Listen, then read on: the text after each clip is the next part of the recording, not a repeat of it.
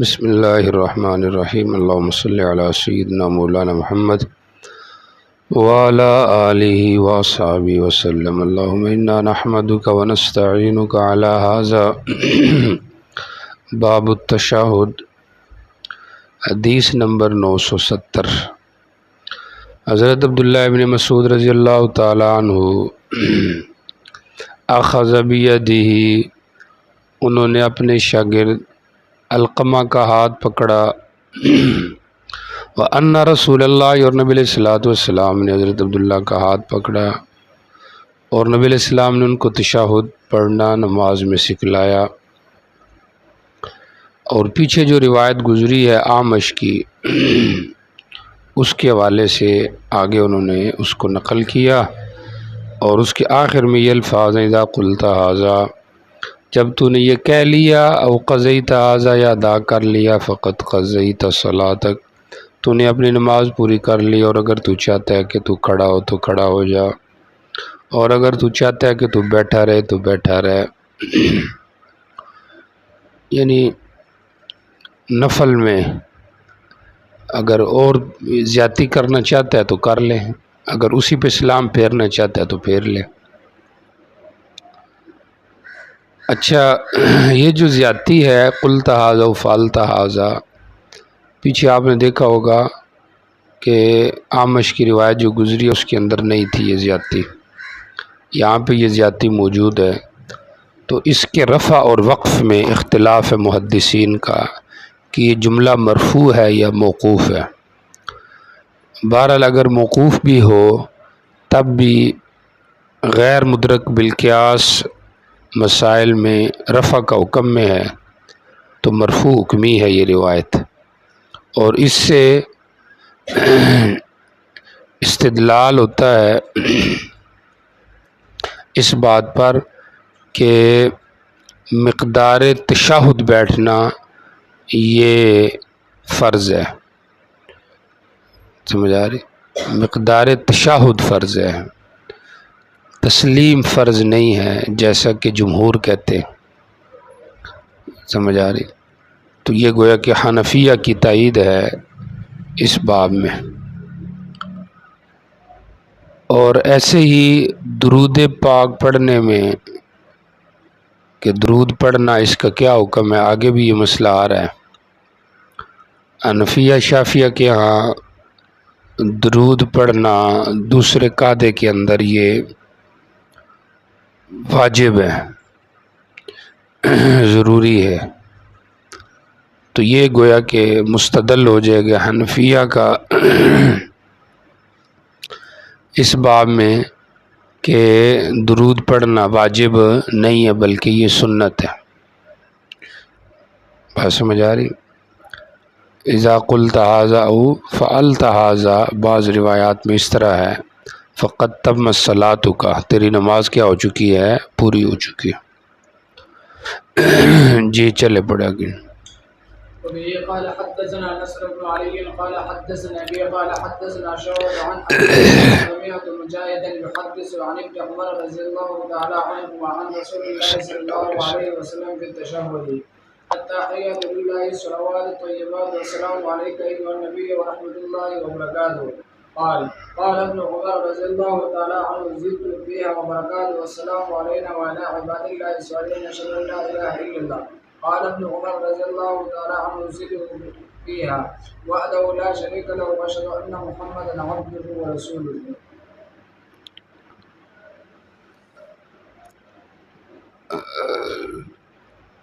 جی یہ تشہد ابن عمر ہے، مختلف تشہدات ہیں، ایک تشہد ابن مسعود ہے، ایک تشہد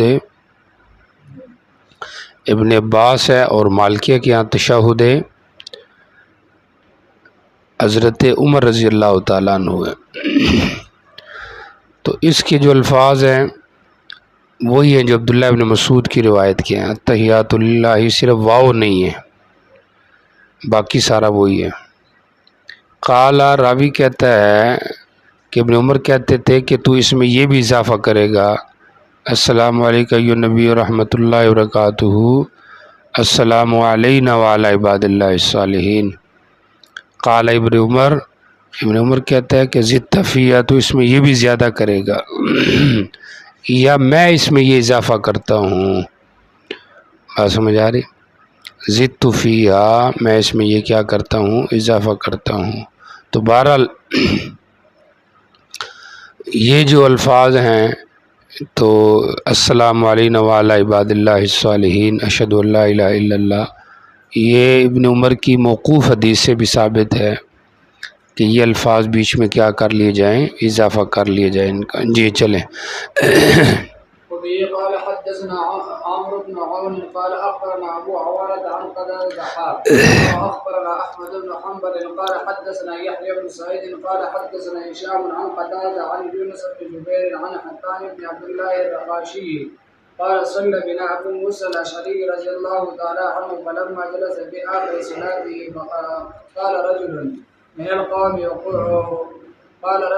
القوم وقرت الصلاة بالبر والزكاة فلما انقتل ابو موسى اقبل على القوم فقال ايكم القائل كلمة كذا وكذا قال فأرم القوم قال ايكم القائل كلمة كذا وكذا قال فأرم القوم قال فلعلك يا حطان قلتها قال ما قلتها ولقد رهبت ان تبكى عني بها قال فقال رجل له من القوم انا قلتها وما اردت بها الا الخير فقال ابو موسى اما تعلمون كيف تقولون في الصلاه فان رسول الله صلى الله عليه وسلم خطبنا فعلمنا وبين لنا سنتنا وعلمنا وصلاتنا فقال اذا صليتم فاقيموا صفوفكم ثم ليؤمكم احدكم۔ جی دیکھیے ذرا ادھر تک روایت، یہ صلاۃ ابو موسیٰ اشعری رضی اللہ تعالیٰ عنہ کی بات ہو رہی ہے۔ فلما جلس فی آخر صلاتہ، جب حضرت ابو موسیٰ اپنی نماز کے آخر میں بیٹھے، قال رجل من القوم، تو ایک آدمی نے کہا اقرت الصلاۃ، نماز نیکی اور پاکی کے ساتھ برقرار رکھی گئی ہے، یعنی اس میں ثواب بھی ملتا ہے اور گناہ کی طہارت بھی ہے۔ زکوٰۃ یعنی طہارت من الذنوب۔ فلما انفتل ابو موسیٰ، جب حضرت ابو موسیٰ فارغ ہوئے، اقبل القوم، لوگوں میں متوجہ ہوئے، کہا کس نے یہ بات کہی ہے، کلمۃ قضا و قضا۔ قال، اچھا جی آگے کیا لفظ ہے؟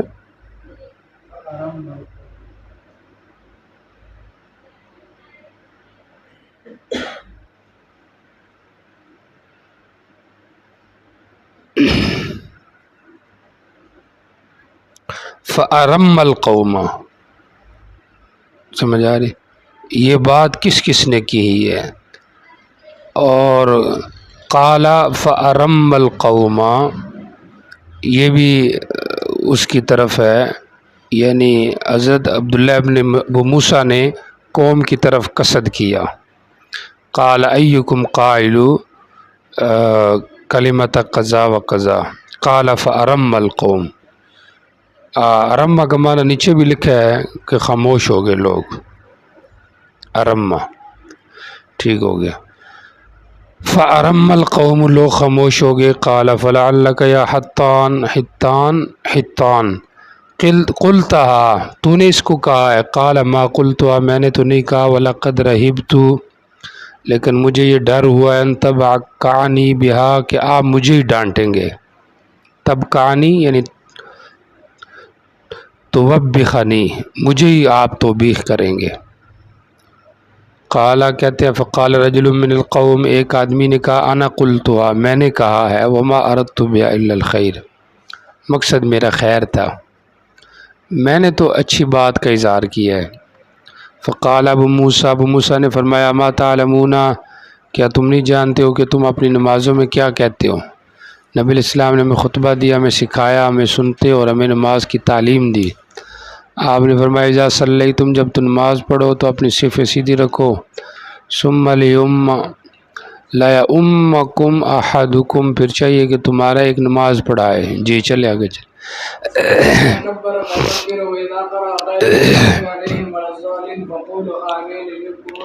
اللہ تم سے محبت کرے گا۔ جی فإن الإمام يركع قبلكم ويرفع قبلكم قال رسول الله صلى الله عليه وسلم فتلك بتلك. وإذا قال سمع الله لمن حمده فقولوا اللهم ربنا لك الحمد يسمع الله لكم. فإن الله عز وجل قال على لسان النبي صلى الله عليه وسلم سمع الله لمن حمده. وإذا كبر وسجد فكبروا واسجدوا فإن الإمام يسجد قبلكم ويرفع قبلكم قال رسول الله صلى الله عليه وسلم فتلك بتلك. فإذا كان عند القادة فليكن من أول قول أحدكم أن يقول التحيات الطيبات الصلوات لله السلام عليك أيها النبي ورحمة الله وبركاته. السلام علينا وعلى عباد الله الصالحين أشهد أن لا إله إلا الله وأشهد أن محمدا عبده ورسوله. لم يقل أحمد وبركاته ولا قال وأشهد قال وأن محمدا. جی ٹھیک ہو گیا. اصل بات تو چل رہی تھی نا تشہد کی، تو ادھر بھی تشہد کی بات آ گئی. فَلْيَكُمْ مِنْ أَوَّلِ قَوْلِكُمْ أَنْ يَقُولَ التَّحِيَّاتُ الطَّيِّبَاتُ الصَّلَوَاتُ لِلَّهِ السلام علیکم ایھا النبی ورحمۃ اللہ وبرکاتہ. السلام علینا وعلی عباد اللہ الصالحین اشہد ان لا الہ الا اللہ واشہد ان محمدا عبدہ ورسولہ. تو یہ جو الفاظ ہیں آخری، یہ مرفوع روایت کے اندر بھی موجود ہیں، جیسے کہ پیچھے موقوف روایت کے اندر کیا ہیں موجود تھے، جو کہ حضرت عبداللہ ابن عمر رضی اللہ تعالیٰ عنہ کی روایت تھی. جی چلیں. قال حدثنا عاصم بن النضر قال حدثنا المعتمر قال سمعت أبي قال حدثنا قتادة عن أبي غلاد يحدثه عن حتان بن عبد الله القاشري بهذا الحديث زاد فإذا قرأ فأنزل وقال في التشهد بعد أشهد أن لا إله إلا الله زاد وحده لا شريك له. قال أبو داود قوله وأنزل ليس بمحفوظ ولم يجئ به إلا سليمان بن تيمية في هذا الحديث. ٹھیک ہو گیا. پچھلی جو روایت تھی اس میں ایک الفاظ تھے فتل کا بتل کا، دو جگہ پر ہے فتل کا بتل کا، تو یہ اس کے ساتھ ہے، یعنی یہ اس کے ساتھ ہے کا مطلب یہ ہے کہ جب امام پڑھے گا نا غیر المغضوب علیہم ولا الضالین فقولوا آمین، تو تم نے آمین کہنا ہے. سمجھ آ رہی؟ یحببکم اللہ، اللہ تم سے محبت کرے گا. تو اب یہ جو تم سے اللہ محبت کرے گا یہ بتل کا اس وجہ سے ہے کہ تم امام کی کیا کر رہے ہو، اقتداء کر رہے ہو. سمجھ آ رہی؟ فتل کا بتل کا یہ اس وجہ سے ہے کہ تم امام کی کیا کر رہے ہو، اقتداء کر کے. آگے بھی ہے وَإِذَا قَالَ سَمِعَ اللَّهُ لِمَنْ حَمِدَهُ فَقُولُوا اللَّهُمَّ رَبَّنَا لَكَ الْحَمْدُ يَسْمَعُ اللَّهُ لَكُمْ. اللہ تمہاری بات سن رہا ہے. اب آگے آ گیا فتل کا بتل کا، یہ اس کے بدلے میں ہے، یعنی جو تم امام کی اتباع کر رہے ہو تو یہ اس کا صلہ ہے کہ اللہ تمہاری دعا بھی قبول کر رہا ہے اور تم سے محبت بھی کر رہا ہے. ایک تو اس کا یہ ترجمہ کر سکتے ہیں آپ. اور دوسرا یہ بھی ہے کہ یحببکم اللہ یسمع اللہ لکم. اب اس سے بظاہر کس کی ترجیح سمجھ میں آ رہی ہے؟ مقتدیوں کی. کس کی سمجھ میں آ رہی ہے؟ مقتدیوں کی، کہ مقتدیوں سے اللہ محبت کرتا ہے، ان کی دعا بھی سنتا ہے. تو امام تو پیچھے رہ گیا. کہا امام پیچھے نہیں رہ گیا، فتل کا بتل کا. اگر تمہاری اللہ بات سن رہا ہے، محبت کر رہا ہے، تو امام کو بھی ایک فضیلت حاصل ہے کہ تم اس کے پیچھے پیچھے چل رہے ہو، تم اس کے پیچھے پیچھے چل رہے ہو، تو یہ امام کو بھی کیا ہے؟ فضیلت حاصل ہے. تو یہ اس کے بدلے میں ہے، یہ اس کے ساتھ ہے. آ رہی کہ نہیں سمجھ آ رہی؟ اچھا جی، اگلی جو روایت ابھی پڑھی ہے یہ بھی وہ حتانی کی روایت ہے، لیکن اس کے اندر وَإِذَا قَرَأَ فَأَنصِتُوا کی زیادتی موجود ہے. سلیمان تیمی کی روایت پیچھے گزر چکی ہے، فاتح خلف الامام کے مسئلے میں، قرات خلف الامام کے مسئلے میں، تو امام ابو داؤد نے یہاں پر بھی کہا ہے کہ وَأَنصِتُوا لَيْسَ بِمَحْفُوظٍ، محفوظ نہیں ہے، سمجھ آ رہی؟ تو مطلب یہ کہ یہ شاذ روایت ہے، سلیمان تیمی نے اس کو نقل کیا ہے، باقی اور روات اس کو نقل نہیں کر رہے۔ جواب وہاں پہ بھی دیا تھا، یاد ہے کہ نہیں، کہ سلیمان تیمی کے متابعین موجود ہے دارقطنی وغیرہ میں، سمجھ آ رہی؟ تو لہٰذا یہ جو اس نے زیادتی نقل کی ہے، یہ اس نے زیادتی ٹھیک نقل کی ہے، اور ویسے بھی سکہ راوی ہے، اور سکہ کی زیادت کا کیا ہوتا ہے، اعتبار ہوتا ہے، اور ویسے بھی یہ زیادتی قرآن پاک کے موافق بھی ہے، سمجھ آ رہی؟ وَإِذَا قُرِئَ الْقُرْآنُ فَاسْتَمِعُوا لَهُ وَأَنصِتُوا کہ یہ موافق بھی ہے، تو اس لحاظ سے بھی یہ زیادتی کیا ہے، درست ہے۔ اور مسلم کا حوالہ دیا تھا آپ کو کہ مسلم شریف میں بھی امام ابو داؤد نے حدیث ابو موسیٰ اشعری کو ذکر کیا، اور شاگرد نے جب کہا کہ آپ تیمی کی روایت لائے ہیں، تو انہوں نے کہا ترید احفظ من سلیمان التیمی، اس سے بھی زیادہ حافظ کو تو متلاشی ہے، تو اس نے کہا حدیث ابو ہریرہ نہیں لائے، تو کہا ہر صحیح میں نے یہاں پر ذکر نہیں کی۔ آ رہی بات سمجھ؟ تو بارہ احناف کا مستدل ہے کہ جب امام قرات کر رہا ہو تو لوگوں کو چاہیے کہ وہ توجہ سے اس کو کیا کریں، سنیں۔ جی چلیں۔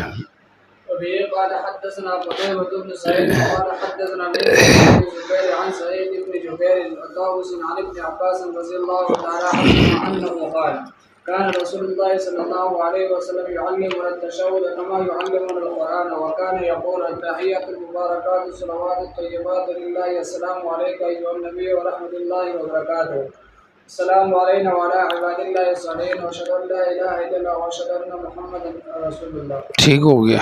یہاں یہ تشہد ابن مسعود اشواف اس کے قائل ہیں، لیکن احناف کے ہاں، حنابلہ کے ہاں وہی بہتر ہے جس میں واو واو کا تشہد ابن مسعود رضی اللہ تعالیٰ عنہ۔ جی چلے جی۔ وبه قال حدثنا محمد بن داود بن سفيان قال حدثنا يحيى بن حسان قال حدثنا سليمان بن موسى ابو داود قال حدثنا جعفر بن سعيد بن زمرة بن جندب قال حدثني عبيد بن سليمان بن زمرة عن أبيه سليمان بن زمرة عن زمرة بن جندب رضي الله تعالى عنه أما بعد أمرنا رسول الله صلى الله عليه وسلم إذا كان في وسط الصلاة أو حين انقضائها فابدأوا قبل التسليم وقولوا التحيات والصلوات والملك لله ثم سلموا ثم سلموا على قارئكم وعلى أنفسكم۔ قال أبو داود سليمان بن موسى كوفي الأصل كان بدمشق۔ قال أبو داود ودلت هذه الصحيفة أن الحسن سمع من سمرة رضي الله تعالى عنه۔ دیکھیں یہ صحیفہ سمرہ کی روایتیں ہیں، تقریباً مسند بزار میں تو 100 تک روایتیں ہیں،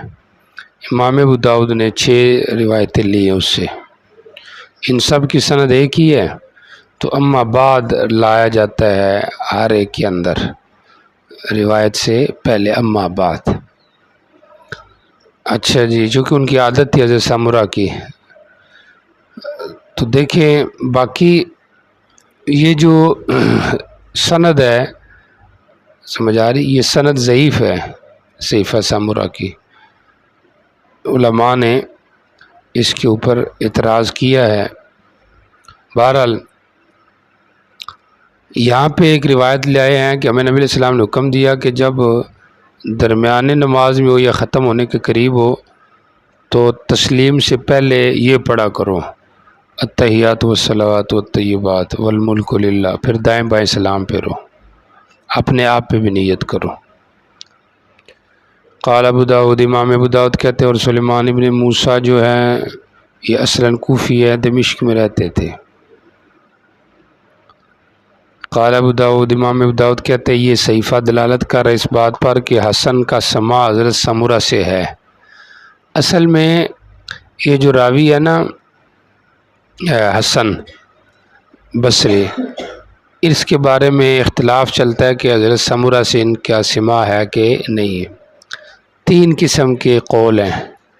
ایک قول یہ ہے کہ عقیقہ کے باب میں ان کی کوئی روایت ہے، وہ تو انہوں نے سنی ہے حضرت سمرہ سے، اور ان کا کسی روایت میں حضرت سمرہ سے سماع نہیں ہے۔ دوسرا قول یہ ہے کہ انہوں نے کچھ بھی نہیں سنا حضرت سمرہ سے۔ تیسرا قول یہ ہے کہ نہیں، کافی روایتیں انہوں نے سنی ہوئی ہیں حضرت سمرہ سے۔ تو کل کتنے قول ہو گئے ہیں؟ 3 قول۔ امام ابو داؤد کو یہ آخری قول جو بھی ذکر کیا ہے کہ کافی روایتیں انہوں نے سنی ہوئی ہیں، یہ اچھا ہے۔ اس کے اوپر انہوں نے یہ بات کی ہے کہ صحیفہ سمرہ بتا رہا ہے کہ حسن بصری کا سماع سمرہ سے ہے۔ ابھی کیسے بتا رہا ہے؟ حسن کا تو نام وہاں پہ ہے ہی نہیں۔ سمجھ آ رہی کہ نہیں آ رہی؟ اس کا ایک جواب تو یہ دیا ابن حجر نے کہ امام ابو داؤد یہ نہیں کہہ رہے کہ یہ حدیث بتا رہی ہے، وہ کہہ رہا ہے کہ صحیفہ سمرہ بتا رہا ہے۔ تو پورا صحیفہ جب دیکھیں گے ممکن ہے کسی جگہ پہ کوئی ایسی بات ہو جس سے پتہ چل جائے کہ حسن کا سماع حضرت سمرہ سے ہے۔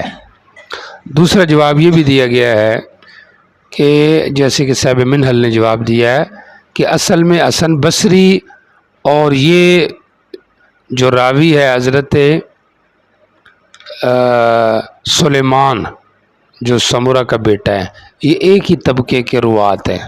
تو اگر سمرہ کا سلیمان کا سماع اپنے والد سے ہے تو حسن کا سماع بھی پھر حضرت سمرہ سے ہو سکتا ہے۔ تو اس طریقے سے انہوں نے دلالت کی ہے کہ طبقہ ایک ہے تو لہٰذا امکان لقاء ممکن ہے، تو سماع بھی گویا کہ کیا ہو گیا؟ ثابت ہو گیا۔ آ رہی کہ نہیں سمجھ آ رہی؟ تو یہ مطلب ہے اس کا۔ جی چلیں۔ باب الصلاة على النبي صلى الله عليه وسلم بعد التشهد صليت على آل إبراهيم۔ باب الصلاة علی النبی صلی اللہ علیہ وسلم بعد التشہد، آپ صلی اللہ علیہ وسلم پر درود بھیجنا تشہد کے بعد، اس کا حکم یہاں پہ آ رہا ہے۔ پہلے تو یہ سمجھے کہ صلاۃ کا معنی کیا ہے۔ صلاۃ کہتے ہیں ہوا ثناء اللہ تعالی للنبی صلی اللہ علیہ وسلم امام الملائکۃ، کہ صلاۃ کا مطلب یہ ہے کہ اللہ تعالیٰ فرشتوں کے سامنے اپنے نبی کی تعریف کرے، اس کو صلاۃ کہتے ہیں۔ دوسرا معنی صلاۃ کا کیا گیا ہے صلاۃ نزول الرحمت، یعنی اللہ کا اپنے پیغمبر پہ رحمتیں بھیجنا۔ اور ایک تیسرا معنی بھی صلاۃ کا کیا گیا ہے زیادت الثواب والشہرہ والقبولیت والرحمہ، یعنی جو نعمتیں اللہ تعالیٰ کی نبی علیہ السلام پر ان کے اندر مزید اضافہ کرنا، اس کو کیا کہتے ہیں؟ صلاۃ۔ جب ہم اللہ سے کہتے ہیں نا یا اللہ صلاۃ بھیج، تو اس کا معنی نبی پر اپنی رحمتیں برکتیں اور بڑھا دے۔ یہ تو ہو گیا صلاۃ کا معنی۔ درود کا حکم کیا ہے نماز کے اندر؟ تو ائمہ اربعہ کے ہاں جو درود ہے اس کا حکم سمجھے صلاۃ علی النبی کا۔ امام شافعی اور امام احمد کے ہاں یہ واجب ہے، قاعدہ ثانی کے اندر یہ کیا ہے؟ واجب ہے، درود بھیجنا یہ واجب ہے۔ امام شافعی کے ہاں تو رحمہ اللہ کے ہاں اور حنابلہ کے ہاں اللہم صلی علی محمد تک، اور بعض کے ہاں اللہم صلی علی محمد وعلی آل محمد، اس حد تک درود بھیجنا کیا ہے؟ واجب ہے۔ قاعدہ ثانیہ میں درود پڑھنا شوافی اور حنابلہ کے ہاں کیا ہے؟ واجب ہے۔ مالکیہ کے ہاں اور احناف کے ہاں یہ واجب نہیں ہے۔ طاووس کہتے ہیں کہ طاووس وہ کہتے ہیں کہ پہلا جو تشہد ہے اس کے اندر بھی پڑھنا مستحب ہے، پہلے تشہد کے اندر بھی پڑھنا مستحب ہے۔ اور بعض ظاہریہ کے ہاں جیسے ابن حزم ہے پہلے تشہد کے اندر بھی درود پڑھنا فرض ہے۔ تو گویا کہ اصل درود کا محل تو تشہد ثانی ہے، اور پھر اس میں شوافی اور حنابلہ اس کے وجوب کے قائل ہیں، سمجھ آ رہی، یعنی فرض ہونے کے قائل ہیں، اور مقدار آپ کو بتا دیے کتنی ہے۔ اور طاؤس اور ابن اعظم جو ہے پہلے تشہد میں بھی قائل ہیں، طاؤس جو ہے وہ سنیت کے قائل ہیں، اور ابن اعظم جو ہے وہ اس کے فرض ہونے کے کیا ہیں، قائل ہیں۔ باقی درود پاک جو ہے یہ ہمارے ہاں پوری زندگی میں ایک دفعہ واجب اور فرض ہے، اور جس مجلس میں ہو جائے اس میں ایک دفعہ واجب ہے۔ امام طحاوی کہتے ہیں ہر دفعہ درود پڑھنا یہ کیا ہے، واجب۔ تو باب الصلاۃ علی النبی، دو باتیں ہو گئی، صلاۃ کا معنی ہو گیا ہے، اور صلاۃ کا حکم کیا ہے کہ وہ پڑھنا کیا کہتے ہیں اس کو، واجب ہے یا کیا ہے، فرض ہے۔ تیسری جو بات ہے درود کے حوالے سے کہ یہاں پہ درود میں کہا گیا ہے کہ ایسی رحمت نازل کر جس طرح کہ تو نے ابراہیم پر نازل کیے ہیں علیہ السلام، تو مشبہ بھی کیا ہے، صلاۃ ابراہیمی، اور مشبہ صلاۃ محمدی ہے، تو مشبہ بھی اقوا ہوتا ہے کس سے، مشبہ سے، تو یہاں پہ تو اقوا نہیں ہے۔ تو کئی جواب دیے، ابن حجر نے 10 جواب دیا رحمہ اللہ نے، ان میں سے ایک جواب یہ ہے کہ نفس صلاۃ میں تشبیہ ہے، مقدار یا کیفیت میں مراد نہیں ہے۔ دوسرا جواب یہ دیا گیا ہے کہ یہاں پہ مشبہ جو چیز ہے وہ صلاۃ آل محمد ہے، اللہم صلی علی محمد وعلی آل محمد، تو آل محمد کی جو صلاۃ ہے یہ مشبہ ہے، اور مشبہ بھی صلاۃ ابراہیمی ہے، تو مشبہ بھی کیا ہو گیا، اقوا ہو گیا۔ تیسرا جواب یہ دیا گیا ہے کہ مشبہ بھی کا اشہر ہونا ضروری ہے، اقوا ہونا ضروری نہیں ہے، شہرت کے لحاظ سے مشبہ بھی مشہور ہو، سمجھ آ رہی، تو اس لحاظ سے تشبیہ دی گئی ہے، کیونکہ ابراہیم علیہ السلام کی صلاۃ جو ہے وہ مشہور ہے، تو اس اعتبار سے تشبیہ ہے، ورنہ یہ نہیں کہ مشبہ بھی کی قوت ہر جگہ پہ مشبہ سے کیا ہوتی ہے، زیادہ ہوتی ہے، سمجھ آ رہی۔ پھر اس پہ ایک اشکال ہے کہ ابراہیم علیہ السلام کی کیا خصوصیت ہے، باقی نبی بھی تو ہیں نا، تو اس کا جواب یہ دیا گیا ہے کہ اصل میں ملت ابراہیمی اور ملت محمدی ایک ہے، یا یوں کہہ لیں کہ ابراہیم علیہ السلام نبی علیہ السلام کے آبا کے اندر داخل ہیں اور قریبی آبا میں سے ہیں، سمجھ آ رہی،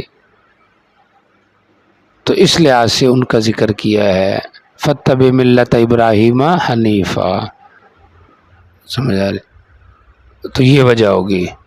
باقی ایک جواب یہ بھی دیا گیا پیچھے تشبیہ کے اندر کہ مشبہ بھی اقوا ہی ہے، کیونکہ ابراہیم اور آل ابراہیم میں خود نبی علیہ السلام بھی داخل ہیں، کیونکہ آپ بھی تو ابراہیم علیہ السلام کی اولاد میں سے ہیں نا، تو آپ مشبہ بھی میں بھی داخل ہیں، مشبہ میں بھی ہیں، تو اس لحاظ سے مشبہ بھی اقوا ہی ہے، تو اشکال کیا ہو جائے گا، ختم ہو جائے گا۔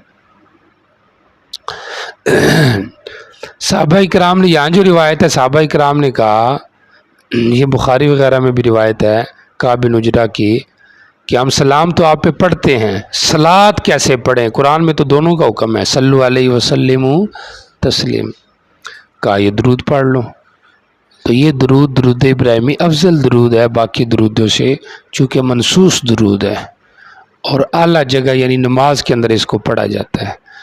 باقی ہے مفصل ہے، اختصار کرنا ہو تو ابتدا کے جو صرف جملے اللہم صلی علی محمد وہ پڑھ لیے جائے۔ جی چلے جی۔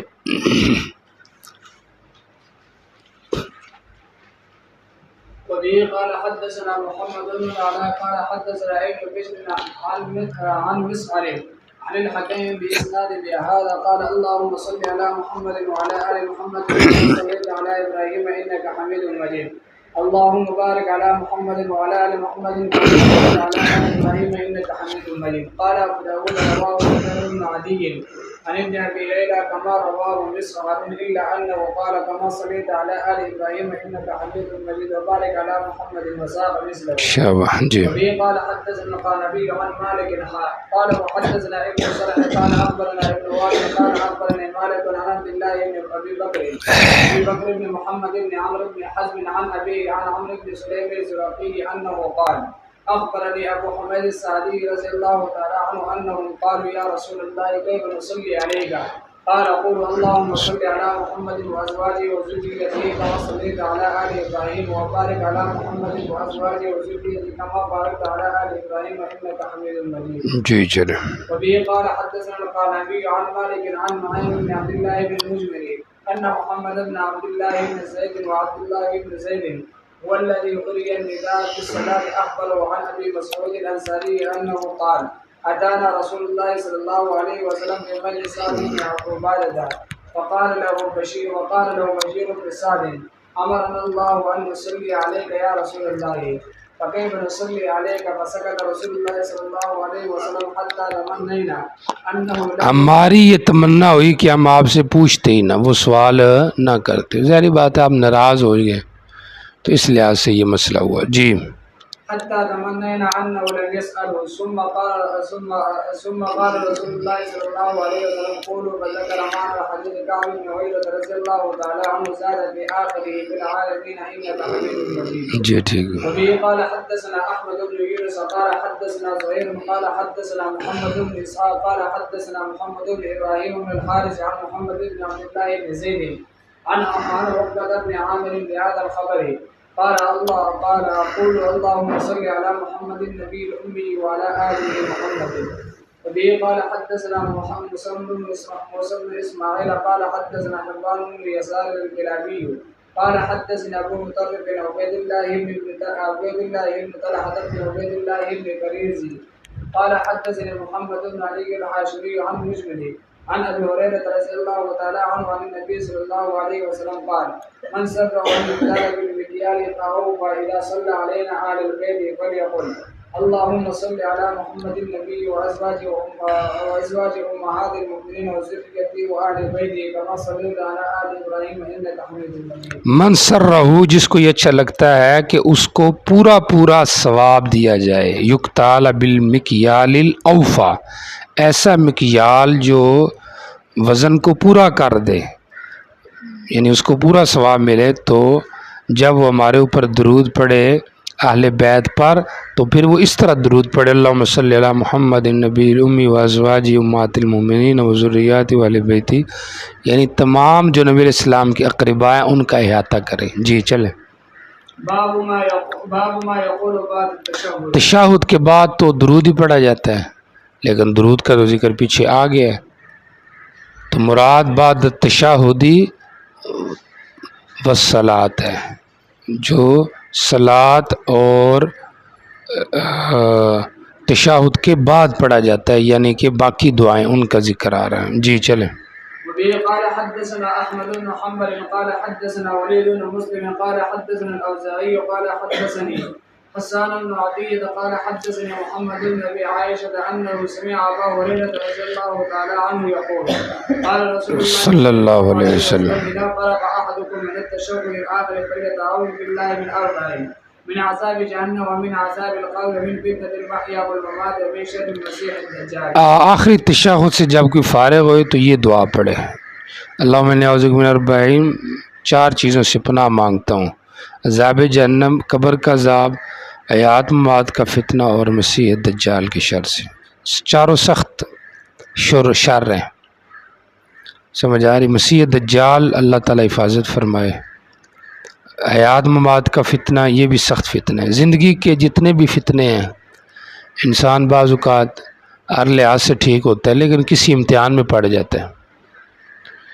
اعمال کا فتنہ ہو یا کردار کا فتنہ ہے، اولاد کی طرف سے ہے، بیوی کی طرف سے ہے، صحت کی طرف سے ہے، یہ بڑے فتنے ہیں. سمجھ آ رہی ہے؟ مثلا شعیب ہے تو یہ بیچارہ فتنے میں ہی آ گیا نا. فتنہ اسی کو کہتے ہیں، امتحان کو، کہ ایک آدمی بیچارہ ایک طرف جانا چاہتا ہے لیکن وہ نہیں جا سکتا. اس کو کیا کہتے ہیں؟ فتنہ کہتے ہیں. سمجھ آ رہی؟ عزیز اللہ بھی فتنے میں ہی ہے، کیا خیال ہے؟ خیری میری مل کے اندر کام چل رہا تھا تو مل بند ہوگی، تو دعا کرو مل کھلے، اس کے بھی کوئی روزی کھلے، کوئی میں بھی کوئی دعوت کھلائے، شاید آپ کی سابقہ کوئی دعوت رہتی ہوگی، اس وجہ سے ہم نے تو نہیں کھائی مل کا، کوئی ہمیں تو فائدہ نہیں ہوا کہ ہم کہیں کہ مل دوبارہ کھل جائے۔ نبی علیہ السلام مسجد میں آئے، ایک آدمی اپنی نماز پوری کر رہا تھا، وہ ہوا یتشہد، اور وہ یہ کیا کر رہا تھا؟ دعا مانگ رہا تھا۔ یتشہد بمعنی یدعو، چونکہ تشہد جو ہے یہ مشتمل کس پر ہوتی ہے؟ دعا پر، سمجھ آ رہی؟ تو اس لیے آپ نے یہ کہہ دیا وہ یتشہد، یعنی فرض کرے تشہد میں بیٹھ کے دعا کر رہا تھا۔ دعا کیا کر رہا تھا؟ اللہم انی اسألک یا اللہ الاحد الصمد الذی الی آخری۔ آپ نے کہا قد غفر اللہ، قد غفر اللہ، قد غفر اللہ، 3 دفعہ آپ نے تاکیداً کہا، اور اسی سے وہ حدیث بھی حل ہو جاتی ہے جس میں یہ ہے کہ آپ بات 3 دفعہ کرتے۔ اس میں محدثین کو اشکال ہے کہ 3 دفعہ کیسے آپ بات کرتے؟ تو کوئی کہتا ہے جی مجلس لمبی ہوتی تو آپ مجلس کی ابتدا میں 1 دفعہ سلام کرتے، چونکہ اسلام کا بھی ذکر آتا ہے، درمیان میں آخر میں بھی کرتے۔ کوئی کہتا ہے مجمع زیادہ ہوتا ہے، 1 دفعہ بات ادھر کرتے، 1 دفعہ ادھر کرتے، 1 دفعہ ادھر کرتے، لیکن اس حدیث کو سامنے رکھ کے اس کا معنی متعین ہوتا ہے کہ 3 دفعہ بات کرنے کا مطلب ہر بات نہیں، جس بات میں تاکید مقصود ہوتی وہ بات آپ 3 دفعہ کرتے۔ جی چلیں۔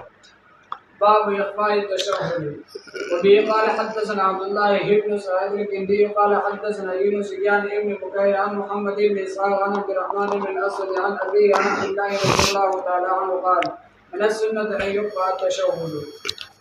باب اخفاء التشہد، تشہد کو مخفی کہنا اجماعی مسئلہ ہے، سنت یہ ہے کہ تشہد کو مخفی کہا جائے۔ جی ٹھیک ہو گیا۔ باب الاشارہ فی التشہد، اشارہ فی التشہد کے حوالے سے چند باتیں ذرا سمجھیں، اگر آپ کی توجہ ہے تو پوری توجہ رکھیں گے انشاءاللہ مسئلہ حل ہو جائے گا۔ اشارے میں جیسے ہی بیٹھنا تشہد کے لیے، اس میں کئی اختلافات ہیں۔ اشارہ، پہلا اختلاف یہ ہے کہ اشارہ قبض اصابع کے ساتھ ہے یا بسط اصابع کے ساتھ ہے۔ عموماً ائمہ اربعہ کا مسلک یہ ہے کہ قبض اصابع کے ساتھ ہے، بعض لوگ بسط اصابع کے ساتھ بھی اشارہ کرتے نظر آئے ہیں، تو شاید وہ کسی امام کی روایت ہو جس کے اوپر لوگ عمل کرتے ہوں، سمجھ آ رہی؟ ایک تو یہ مسئلہ ہو گیا۔ دوسرا اختلاف اس پہ ہے کہ قبض اصابع یہ آیا فوراً کر لینا ہے تشہد میں بیٹھتے ہی یا تھوڑے وقفے کے بعد کرنا ہے۔ ائمہ ثلاثہ کا مذہب یہ ہے کہ جیسے تشہد کے لیے بیٹھنا ہے تو فوراً قبض اصابع کر لینا ہے۔ احناف کا مسلک یہ ہے کہ نہیں، پہلے بسط ہوگا، جب شہادت کی باری آئے گی، شہادتین کی، اس وقت قبض اصابع۔ کتنے اختلاف ہو گئے؟ 2۔ آ رہی بات سمجھ؟ پھر تیسرا اختلاف یہ ہے کہ قبض اصابع کی کیفیت کیا ہوگی۔ حنابلہ اور احناف کا مذہب وہی جو عام ہے کہ حلقہ بنایا جائے گا، خنصر بنصر کو بند کیا جائے گا اور مصبیہ سے اشارہ کیا جائے گا، چونکہ حدیث میں اس کا بھی ذکر ہے، سمجھ آ رہی؟ یہ عام جو ہے۔ اور شوافی کی رائے یہ ہے کہ 53 یا 23 کی شکل بنائی جائے گی، 53 یا 23 کی شکل بنائی جائے گی۔ 5 یہ ہے 50 اور 3 یہ ہے تو یہ شکل بن جائے گی، ٹھیک ہو گیا۔ اور یا شکل بنائی جائے گی 23 کی، 20 یہ ہے اور 30 یہ ہے، یہ شکل بنائی جائے گی، ٹھیک ہو گیا، یہ والی شکل۔ مالکیہ کہتے ہیں 29 کی شکل بنائی جائے گی، 20 یہ ہیں اور 9 یہ ہیں تو یہ 29 کی شکل۔ پڑھ لیا کسی کتاب میں اشارے کا؟ اجمالاً دیکھ لو، اعداد میں بعض مخصوص جن کو عقود الانامل کہا جاتا ہے اس کا طریقہ یہ ہے، 1 2 3، یہ 4 کا اشارہ ہے، یہ 5 کا ہے، یہ 6 کا ہے، یہ 7 کا، یہ 8 کا، یہ 9 کا، ٹھیک ہو گیا۔ اس کے بعد یہ 10 کا، یہ 20 کا، یہ جو بھی بنایا تھا یہ والا، یہ 30 کا اس طرح ساتھ ملانا یہ، اور یہ 40 کا، یہ 50 کا، یہ 60 کا، یہ 70 کا، یہ 80 کا، یہ 90 کا۔ اب 90 جب ادھر ہو گئے ہیں تو جدھر جیسے یہاں گئے تھے 10 تک تو ادھر 100 تک جانا ہے، یعنی اگر ہم کسی کو کہتے ہیں 101 تو اس کا مطلب ایسے ہوگا، یہ 100 ہے، ایک ادھر ہو گیا، ٹھیک ہو گیا، 100 یہ ہو گیا، 200، 300، 400، 500، 400، 500، 600، 700، 800، 900، سمجھ آ رہے؟ تو اس طریقے سے یہ آگے جانا ہے۔ تو 53، 23، 29 کے عدد آپ کو بتا دیے۔ ہمارے عموماً حلقہ ایسے بنایا جاتا ہے، بعض علماء کو دیکھا گیا کہ وہ ایسے بھی بناتے ہیں، سمجھ آ رہی؟ تو یہ بھی ٹھیک ہے، یہ 53 کا اشارہ ہے، یہ 23 کا ہے، یہ 29 کا ہے، ٹھیک ہو گیا۔ اچھا، پھر یہ جو تحریک ہے یہ دائیں بائیں ہے یا اوپر نیچے ہے؟ مالکیہ کہتے ہیں کہ تحریک میں دائیں بائیں حرکت دینی ہے، حناف اور بلکہ جمہور کہتے ہیں کہ اوپر نیچے حرکت دینی ہے۔ اس میں ایک اور اختلاف ہے اشارے کے اندر کہ اشارہ کب سے شروع کرنا ہے۔ حنفیہ کہتے ہیں جب اشہد اللہ سے شروع کرنا ہے تو یہ اشارہ کرنا ہے، الا اللہ پہ گرا دینی ہے۔ پھر اس میں بھی حنفیہ کے ہاں کچھ کہتے ہیں بالکل نیچے گرا دینی ہے، اور کچھ کہتے ہیں بس نیچے تھوڑا چکا دینی ہے، گرانی نہیں ہے۔ تو اشہد پہ اٹھانی ہے پھر گرا دینی ہے۔ شوافی کہتے ہیں الا اللہ پہ اٹھانی ہے اور پھر اٹھائے رکھنی ہے۔ حنابلہ کہتے ہیں کہ جہاں اللہ آئے گا وہاں پہ حرکت دینی ہے، اور مالکیہ کہتے ہیں نہیں، جیسے بیٹھیں گے تو بس حرکت دیتے رہیں گے۔ سمجھ آ رہے کہ نہیں آ رہے؟ یہ کس کا مذہب ہے؟ مالکیہ کا۔ اور پھر حرکت کا بتا دیا آپ کو، حرکت دینی ہے تھوڑا اوپر، لیکن قبلے کی جانب، بالکل اوپر نہیں حرکت کرنی، آسمان کی طرف یا زمین کی طرف، یہ طریقہ نہیں ہے۔ باقی حدیث میں دونوں قسم کی حدیثیں ہیں، حرکت کا ذکر بھی ہے، حرکت کی نفی بھی ہے۔ تو تطبیق یہ ہے کہ آپ اشارہ کیا کرتے تھے، اس طرح نہیں ہوتا تھا کہ آپ زیادہ حرکت دیتے ہو۔ آ رہے کہ نہیں سمجھ آ رہے؟ جی چلے جی پڑھیں۔ باب الإشارة في التشهد وبه قال حدثنا القعنبي عن مالك عن مسلم بن أبي مريم عن علي بن عبد الرحمن المعاوي قال رآني عبد الله بن عمر رضي الله تعالى عنه وأنا أعبث بالحصى بالصلاة، نماز میں کنکریوں سے کھیر رہا تھا، مجھے عبداللہ بن عمر نے دیکھا، جی فلما انصرف نهاني وقال اصنع كما كان رسول الله جیسے نبی علیہ السلام کرتے تھے۔ فقلت وكيف كان کیسے کرتے تھے؟ صلى الله عليه وسلم يصنع؟ وقال إذا جلس في الصلاة وضع كفه اليمنى على فخذه اليمنى وقبض أصابعه كلها وأشار بإصبعه التي تلي الإبهام وضع كفه اليسرى على فخذه اليمنى۔ ترجمہ آسان ہے، یعنی مسبحہ سے آپ اشارہ کرتے۔ جی چلے۔ وبه قال حدثنا محمد بن عبد الرحيم البزاز قال حدثنا عفان قال حدثنا عبد الواحد بن زياد قال حدثنا عثمان بن حكيم قال حدثنا عامر بن عبد الله بن زبير عن أبيه رضي الله تعالى عنه قال كان رسول الله صلى الله عليه وسلم إذا قعد في الصلاة جعل قدمه اليسرى تحت فخذه اليمنى وساقه وفرش قدمه اليمنى ووضع يده اليسرى على ركبته اليسرى ووضع يده اليمنى على فخذه اليمنى واشار باصبعه وهران عبد الواحد واشار بالسبابه۔ جب آپ نماز میں بیٹھتے تو اپنا بایاں قدم اپنی دائیں ران اور پنڈلی کے نیچے رکھتے، وہ تورک، دائیں قدم بچھا دیتے، بایاں ہاتھ کو بائیں گھٹنے پہ رکھتے، دائیں ہاتھ کو دائیں ران پہ رکھتے اور انگلی سے اشارہ کرتے۔ عبد الواحد نے سبابہ سے اشارہ کر کے بتایا۔ جی چلے۔ حدثنا ابراهيم بن الحسن بن السيسي وقال حدثنا حجاج عن ابن جريج عن زياد عن محمد بن عجلان عن عامر بن عبد الله عن عبد الله بن زبير رضي الله تعالى عنهما انه ذكر عن النبي صلى الله عليه وسلم كان يجر باصبعه اذا دعا ولا يحرك، انگلی سے اشارہ کرتے جب دعا کرتے، مانا تشہد پڑھتے، چونکہ تشہد دعا پہ مشتمل ہے، اور حرکت نہیں دیتے۔ حالانکہ دوسری روایت میں آتا ہے کہ یحرکھا، تو مطلب پوری حرکت نہیں دیتے، صرف اشارہ کرتے، جی ہلکا اشارہ۔ جی قال ابن جرير وزاد عمر بن دينار قال اخبرنا عامر عن ابي رضي الله تعالى عنه انه راى النبي صلى الله عليه وسلم يدعو کہ وہ اس طرح دعا کر رہے ہوتے، یعنی تشہد پڑھ رہے ہوتے۔